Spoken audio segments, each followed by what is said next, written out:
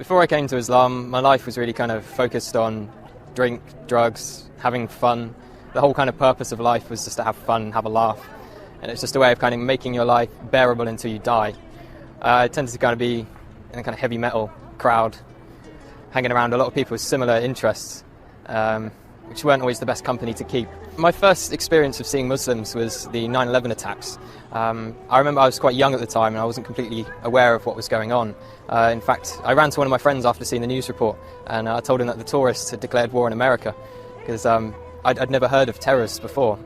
As the war was unfolding and I was seeing more and more about the war in Afghanistan, I started understanding that these people were Muslims and that the Muslims were doing these horrible atrocities across the world.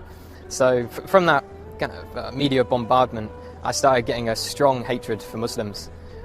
So much, in fact, I tried to join the army 3 times with the goal of wanting to go over there and kill as many of these people as I could, to do my bit for the country, to make it a bit safer for my family.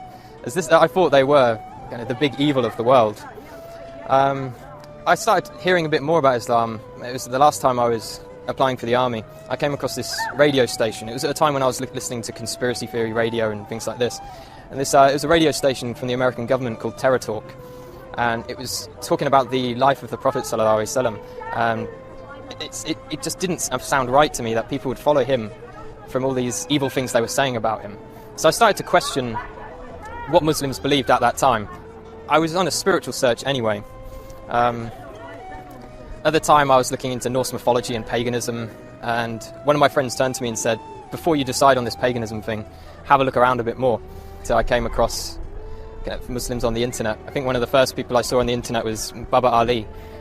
He broke the stereotype of Muslims for me. I was surprised that there was this guy who was funny and he was very laid back. He wasn't with a big beard shouting, kill the kafir and all this kind of stuff. And then I eventually picked up the Quran from my college. When I had it, I actually thought I was picking up a terrorist handbook, and I was a bit worried that MI5 were going to come after me as soon as they saw me take it out of the library. But as soon as I started reading the book, it hit me immediately, and I couldn't stop reading it. It sank deep into my heart. And as I kept continuing through the different surahs, I remember reading about the people in the fire having boiling water to drink, burning their throats. And as I could read this and I was living this awful life, I could feel my throat burning and I could feel kind of how real this thing was and how I had to change. The first day I went to the mosque, I spent all day there reading, and my mum called me in the evening and asked me where had I been all day. And I said I was at a mosque. She's like, what? No, you can't be at a mosque, you're a Christian. Christians don't go to mosques. And she was very, very shocked and thought I was going down a bad path. That was my mum's original reaction. After a while, she started to accept it. She'd done a lot of crying.